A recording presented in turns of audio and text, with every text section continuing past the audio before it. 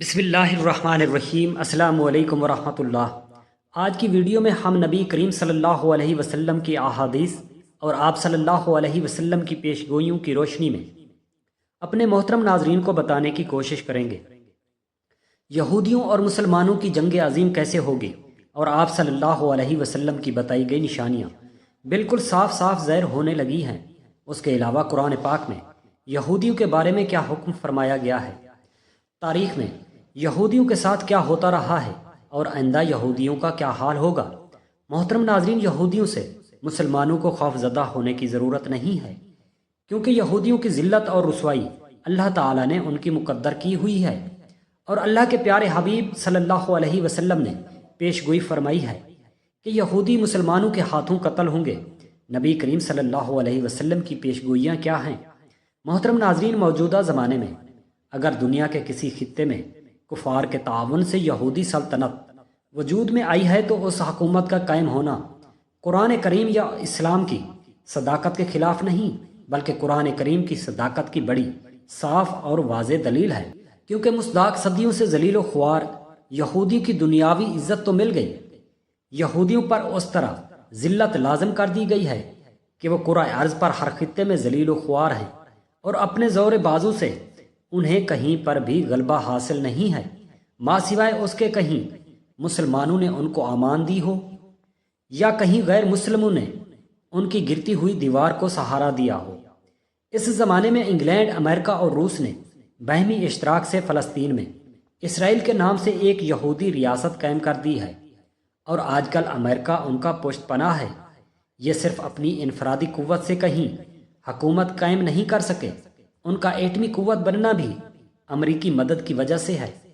اس کے بعد اللہ تعالیٰ نے بیان فرمایا کہ یہ ذلت غضب الہی اور مسکینی مسلط کیے جانے کے مستحق اس لیے ہوئے کہ یہ اللہ تعالیٰ کی آیتوں کا انکار کرتے ہیں اور انبیاء علیہ السلام کو ناحق قتل کرتے رہے ہیں، اور اللہ کی آیتوں کا انکار اور انبیاء علیہ السلام کا قتل یہ اس لیے کرتے تھے کہ یہ ہمیشہ سے اللہ تعالیٰ کی نافرمانی اور اللہ تعالیٰ کی حدود سے تجاوز کرتے ہیں۔ اگر غور کیا جائے تو اس آیت سے مسلمانوں کو یہ اطمینان دلایا گیا ہے کہ جن لوگوں پر ہر جگہ خدا کی مار اور لعنت پڑ رہی ہے وہ تمہارا کیا بگاڑ سکیں گے، اور جو لوگ غیروں کے سہارے کے بغیر اپنی حکومت قائم نہیں کر سکتے وہ تمہاری حکومت کو کیا نقصان پہنچا سکتے۔ لیکن یہ بات بھی یاد رہے کہ مسلمانوں کے لیے اطمینان اور تسلی اور یہودیوں پر غلبہ کی بشارت صرف اس وقت تک ہے جب تک وہ اللہ تعالیٰ اور اس صلی اللہ علیہ وسلم کی اطاعت گزار ہے، اور جب مسلمان اجتماعی طور پر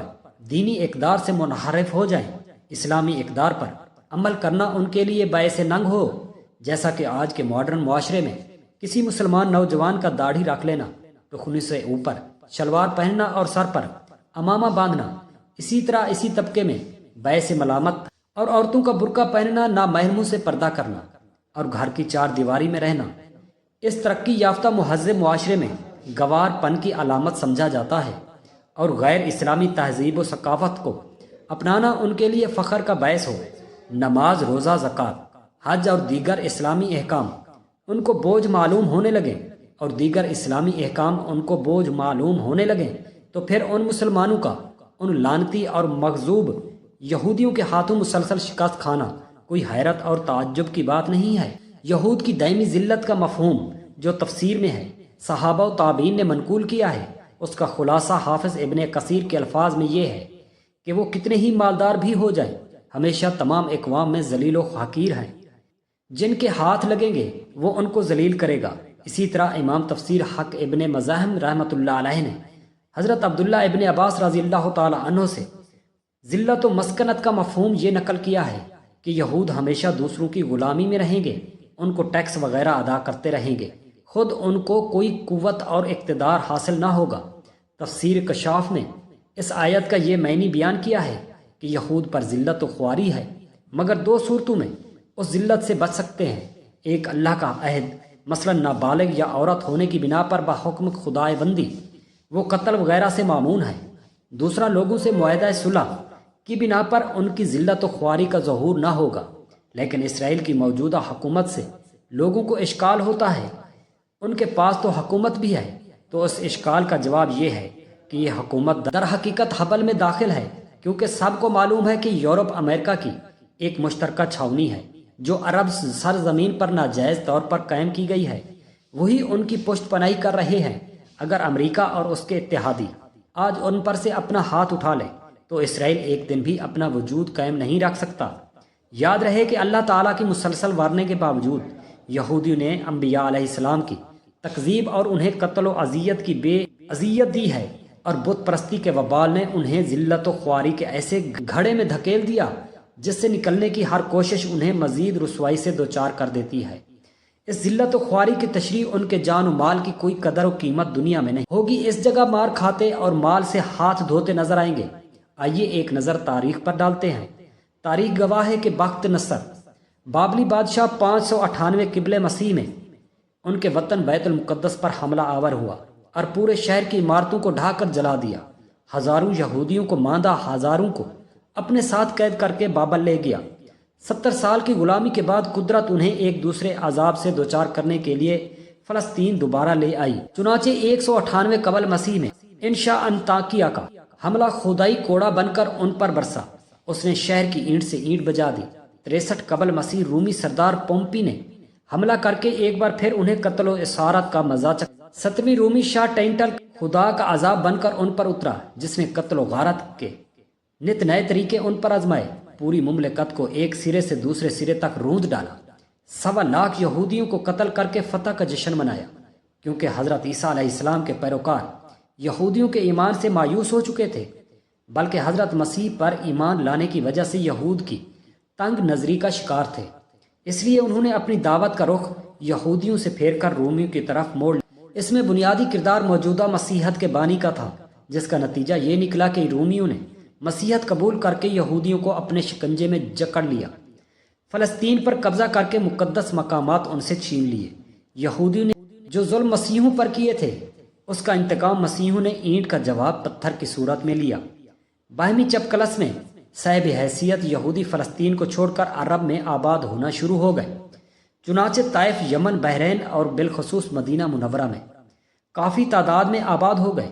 عرب میں آباد ہونے کے 2 مقصد تھے: مسیحوں کے ظلم سے نجات، آخری نبی صلی اللہ علیہ وآلہ وسلم کے انتظار، جس کے ذریعے مسیحوں پر غلبے کا یقین رکھتے تھے۔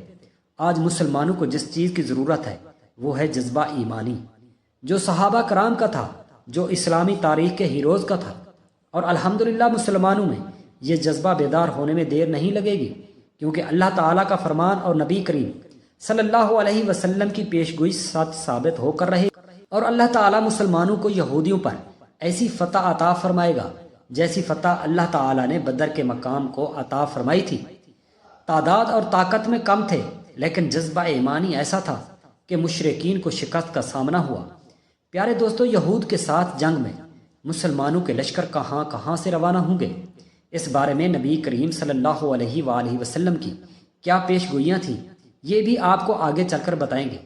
یاد رہے کہ حضرت سیدنا عیسیٰ بن مریم اور امام مہدی جناب محمد بن عبداللہ علیہ السلام کی قیادت میں ایک جانب مسلمان مجاہدین اور دوسری طرف دجال اور یہودی ہوں گے، اور مسلمانوں اور یہودیوں کے مابین آخری مارکہ اور جنگ و قتال ہوگا، اور اس مارکے میں دجال قوم یہود اور ان کے تمام حلیفوں اور مددگاروں پر اللہ تعالیٰ کی خاص مدد کے ساتھ سیدنا عیسیٰ علیہ السلام اور مسلمان مجاہدین کی شاندار فتح ہوگی۔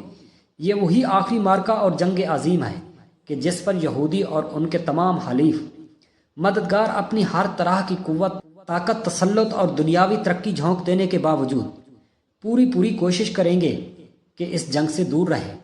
اس کے لیے وہ کئی حربے اختیار کریں گے، جیسا کہ اسلامی لشکر یا جماعت کے ساتھ جنگ و قتال قائم کر کے انہیں وہاں پر الجھائے رکھنا، جیسے آج کل یہ لوگ عیسائیوں کے ساتھ مل کر دنیا کے مختلف مقامات پر یہ کھیل جاری رکھے ہوئے ہیں، یا اشاعت کے ذریعے دین حنیف کی جڑوں کو اکھاڑ پھینکنے والے عمل کو مسلسل جاری رکھنا اور آخری مارکے کے اسباب کو ہمیشہ ختم کرتے رہنے کا عمل ہے۔ اس کے ساتھ ساتھ وہ اس راہ کو ہموار رکھنے کے لیے مسلمانوں پر دنیا جہان میں ہر جگہ پر ظلم و ستم اور زیادتیاں کرنے والے جرائم کا ارتکاب بھی کرتے ہیں۔ اس طرح اہل اسلام پر فریادوں کی پامالی میں انسانی حقوق کی آخری حد تک بے حرمتی کر رہے ہیں۔ عراق، گوانتا، مقبوضہ کشمیر، فلسطین اور افغانستان کی جیلوں میں جو انسانیت سوز سلوک یہ یہود و نصارہ کر رہے ہیں، کیا یہ سب کچھ اس حقیقت کا منہ بولتا ثبوت نہیں ہے؟ پیارے دوستو، یہودی جو چاہے کر لیں، لیکن یہ اس رسوائی اور ذلت سے بچ کر جو ذلالت اللہ تعالیٰ نے ان کے مقدر کر دی ہے، یہ رسوائی ان کو مل کر رہے گی اور مسلمانوں کے ہاتھوں ہی قتل ہوں گے، کیونکہ ہر دور اور ہر زمانے میں ذلت اور رسوائی ان کا مقدر ہے۔ پیارے دوستو، احادیث کی روشنی میں بتایا جاتا ہے کہ عربوں پر ہلاکت یہودیوں کے ہاتھوں آئے گی۔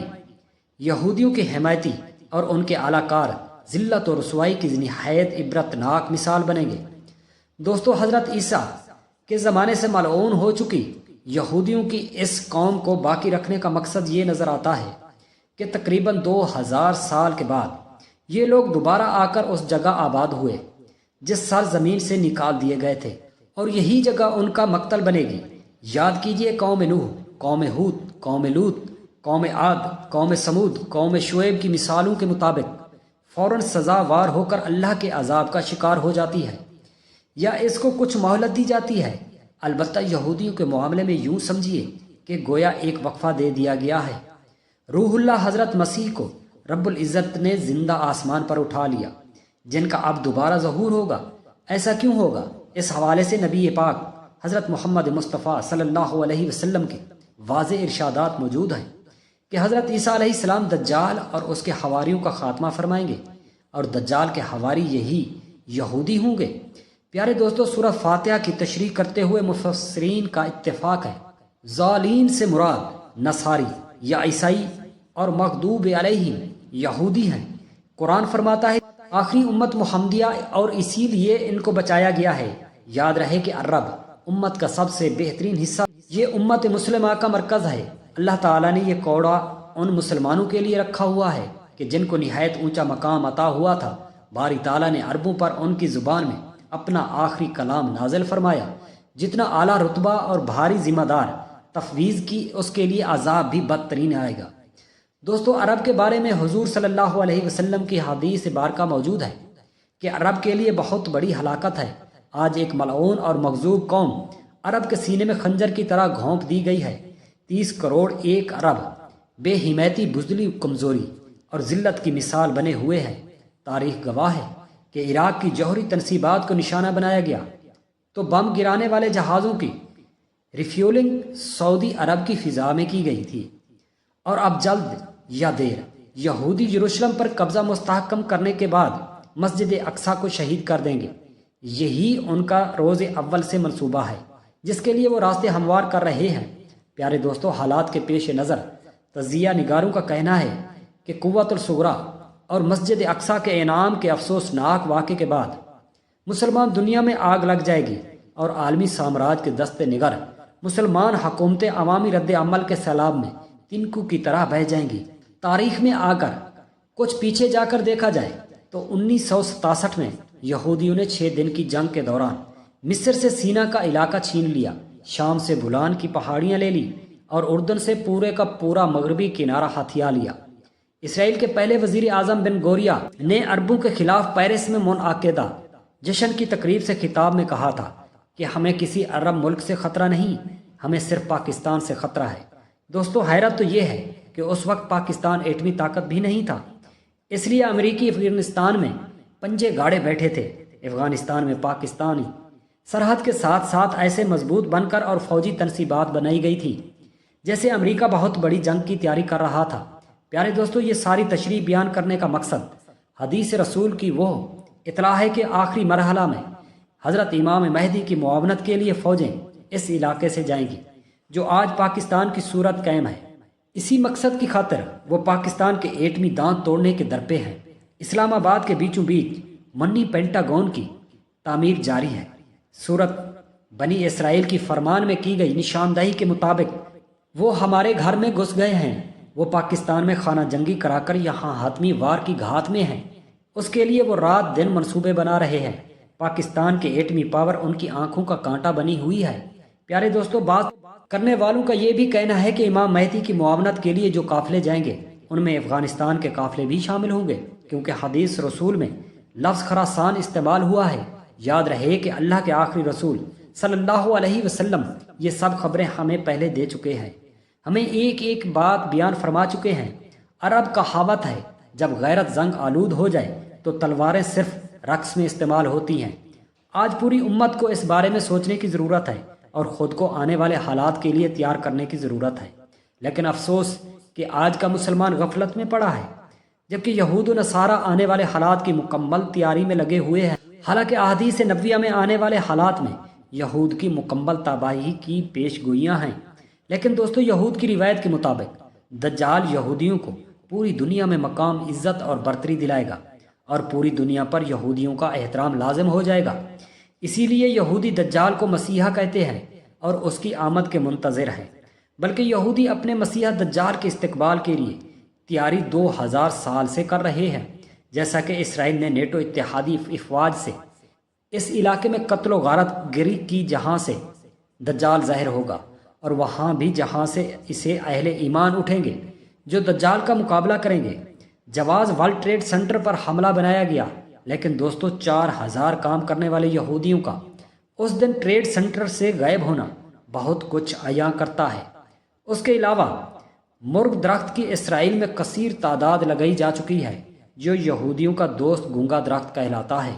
عرب سرزمین کے بیچوں بیچ نیوم جیسے شہر کی تیاری بھی اسی دجال کے استقبال کا شاخسانہ ہے، جہاں سے موسم، بارش، ہوا، زلزلے، آندھی، طوفان، آگ لگانا وغیرہ کنٹرول ہوں گے۔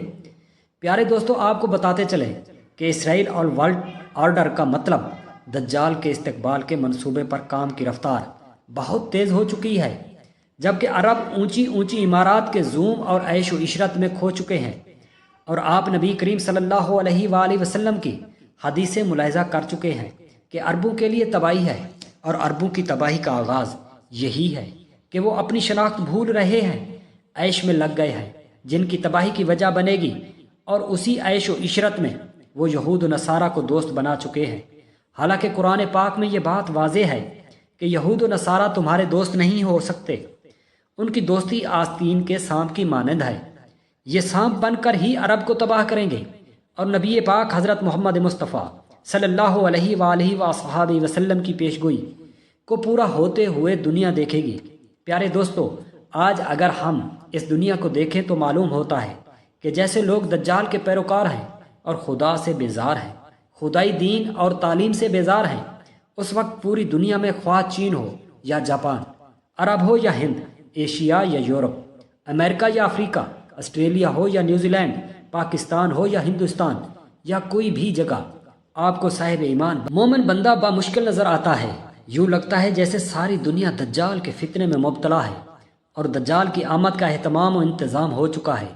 یہودیوں کے بیچوں بیچ میں یہودیوں کو مسیحا دجال کو اپنا مسیحا مان کر اس کے لیے راہیں ہموار کر رہے ہیں، اور اس بات کی تیاریاں کر رہے ہیں کہ کب ان کا مسیحا آئے گا اور ان کی دنیا پر حکومت قائم ہوگی، اور اس کے برعکس مسلمان امام مہدی علیہ السلام کے منتظر ہیں کہ کب ان کا ظہور ہوگا اور حضرت عیسیٰ علیہ السلام دوبارہ نازل ہوں گے۔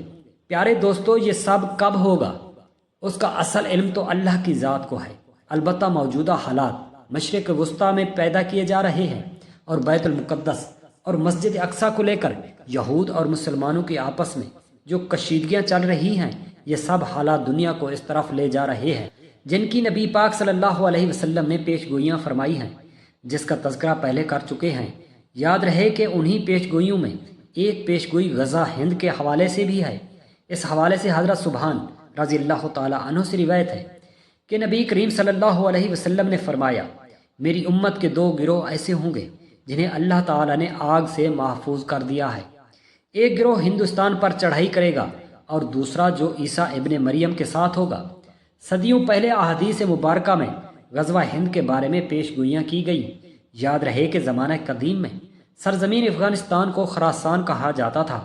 نبی کریم صلی اللہ علیہ وسلم نے فرمایا کہ امام مہدی رحمۃ اللہ علیہ کی مدد کے لیے خراسان سے کالے جھنڈے لے کر مسلمان فوجیں چلیں گی، اور ان کا راستہ کوئی نہیں روک سکے گا، یہاں تک کہ وہ کالے جھنڈے بیت المقدس میں نصب کیے جائیں گے۔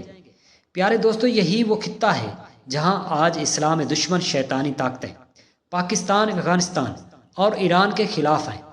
ان تمام ممالک کے خلاف کارروائی کے لیے جو پوری دنیا کے غیر مسلم ممالک کا اشتراک رہا، اس کی وجہ بھی شاید یہی ہے کہ یہاں سے انہیں اسلام کی حیات نو کا اندیشہ ہے، کیونکہ خراسان میں بڑی اہم ہستیوں کا جنم ہوا۔ امام ابو حنیفہ کا قریبی اجداد کا تعلق خراسان سے تھا۔ اسی طرح اسلامی اور مغربی دنیا میں اپنے وقت کے سب سے بڑے طبیب اور حکیم بو علی سینا کا تعلق بلخ سے تھا۔ مولانا رومی کی تعلیم اور پیدائش بھی بلخی میں ہوئی۔ مبصرین کا خیال ہے کہ صلیبی جنگ کی صورت میں کفر اور اسلام کا آخری اور فیصلہ کن معرکہ اسی خطے میں شروع ہو چکا ہے، اور اگلے ہی لمحے یہ صلیبی جنگ اپنے انجام کو پہنچنے کے لیے ارض مقدس میں اپنے آخری راؤنڈ میں داخل ہونے والی ہے۔ کالے جھنڈوں کی لہراٹ ارض بیت المقدس اور مسجد اقصی پر براجمان صہیونی قبضہ کاروں کا خون خشک کر رہی ہے، جس کا اندازہ 40 ممالک کی اتحادی فوج کو افغانستان میں ملنے والی شکست سے بخوبی لگایا جا سکتا ہے۔ پیارے دوستو، ذرا اس روایت پر غور فرمائیں کہ حضرت ابو ہریرہ رضی اللہ تعالی عنہ فرماتے ہیں کہ ایک دن رسول اللہ صلی اللہ علیہ وسلم نے ہندوستان کا ذکر کرتے ہوئے فرمایا، یقیناً تمہارا ایک لشکر ہندوستان سے جنگ کرے گا اور اللہ ان مجاہدون کو فتح عطا کرے گا، حتیٰ کہ وہ سندھ کے حکمرانوں کو بیڑیوں میں جکڑ کر لائیں گے۔ اللہ ان کی مغفرت فرما دے گا۔ پھر جب وہ واپس پلٹیں گے تو عیسیٰ ابن مریم کو شام میں پائیں گے۔ حضرت سیدنا عیسیٰ اللہ تعالیٰ کے نبی اور رسول ہیں۔ عقیدہ اسلام کے مطابق آپ علیہ السلام کو یہودی شہید کر سکتے اور نہ ہی مصلوب کیا گیا، بلکہ اللہ تعالیٰ نے زندہ آسمانوں پر اٹھا لیا، اور قیامت سے قبل آپ اللہ کے حکم سے دنیا میں واپس تشریف لائیں گے۔ بیت المقدس اس وقت یہود کے قبضے میں ہے۔ بیت المقدس اس وقت یہود کے قبضے میں ہے۔ حدیث مبارکہ کی روشنی سے اس بات کا اندازہ بخوبی لگایا جا سکتا ہے کہ بیت المقدس غزوہ ہند کی تکمیل سے قبل ہی آزاد ہو جائے گا، اور وہاں سے ہی ہندوستان کی فتح کے لیے لشکر اسلام کو روانہ کیا جائے گا۔ امام مہدی ایک لشکر کو ہند فتح کرنے کے لیے ارسال فرمائیں گے، اور جب وہ واپس لوٹیں گے تو حضرت عیسیٰ کا نزول ہو چکا ہوگا۔ ایک روایت ابو ہریرہ نے فرمایا، اگر میں نے وہ غزوہ پایا تو اپنا نیا اور پرانا سب مال بیچ دوں گا اور اس میں شرکت کروں گا، اور خاتم النبیین حضرت محمد مصطفیٰ صلی اللہ علیہ وآلہ وسلم کی شریعت کے مطابق عدل فرمائیں گے۔ جب اللہ تعالیٰ نے ہمیں فتح دی اور ہم پلٹ آئے تو میں ایک آزاد ابو ہریرہ ہوں گا کہ ملک شام میں اس شان سے آئے گا کہ وہاں عیسیٰ ابن مریم کو پائے گا۔ غزوہ ہند سے مراد یہاں صرف ایک جنگ نہیں ہے، بلکہ دین اسلام کے پیغام کے فروغ کی ہر ممکن طریقے سے جد و جہد ہے۔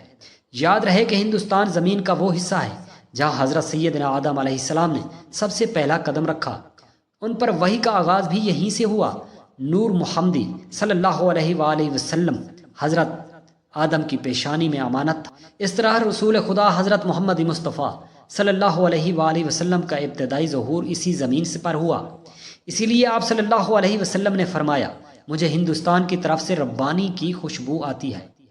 ہندوستان میں اسلام کا پیغام نبی کریم صلی اللہ علیہ وسلم کی حیات طیبہ میں پہنچ چکا تھا۔ آمد اسلام سے قبل بھی عرب کے اہل ہند سے تعلقات تھے، جس کی تہ زمین کو اللہ رب العزت نے اس دور میں اسلام کی سربلندی، حرم کی پاسبانی، عالم اسلام کی قیادت کے لیے منتخب کیا ہے۔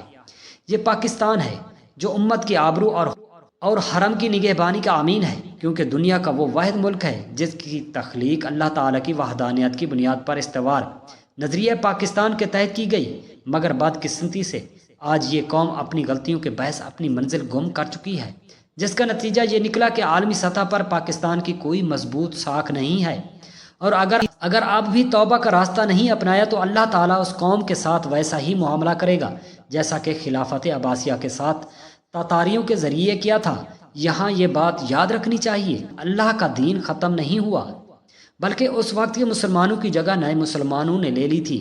یہ انہی تاتاریوں میں سے مسلمان ہوئے تھے۔ اللہ تعالیٰ کو اپنے دین کے لیے کسی قوم کی حاجت نہیں ہے، مگر مسلمانوں کو ہمیشہ اسلام کی حاجت رہی اور رہے گی۔ اسی لیے مسلمانوں کے لیے ضروری ہے کہ اپنی ساکھ کو بحال کریں اور تاریخ میں دہرائی گئی غلطیوں سے سبق سیکھیں۔ اللہ تعالیٰ کا تو یہ فیصلہ ہے۔ اللہ تعالیٰ نے یہودیوں کے لیے رسوائی مقدر کر دی ہے، لیکن مسلمان خود کو اسلام سے دوری کی وجہ سے رسوائی میں ڈال رہے ہیں۔ آج بھی پوری دنیا کے غیر مسلم اسلام اور مسلم دنیا سے خائف ہیں، لیکن وہ مسلمانوں کو کمزور کرنے کے لیے دن رات لگے ہوئے ہیں اور مسلمان بھی آنکھیں بند کر کے ان کی تقلید میں اپنے مقام و مرتبہ کو کھو چکے ہیں۔ جیسا کہ پہلے بھی عرب ممالک کا ذکر ہو چکا ہے کہ عرب ممالک کے حکمران عیش و عشرت میں پڑھ کر اپنا مقام کھو رہے ہیں اور خود کو تباہی کی جانب دھکیل رہے ہیں۔ اللہ تعالیٰ سے دعا ہے اللہ تعالیٰ ہمیں وہی جذبہ ایمانی عطا فرمائے جو صحابہ کا تھا، جو ہمارے اسلام کا تھا، اور ہمیں ہر طرح کی رسوائی سے محفوظ رکھے۔ اللہ تعالیٰ سے دست ادب عاجزانہ دعا ہے ہمارے تمام مسلمان بہن بھائی، خاص کر فلسطین اور مقبوضہ کشمیر کے مسلمانوں کو آزادی نصیب عطا فرمائے۔ آمین یا رب العالمین۔ جزاک اللہ خیرا کثیرا۔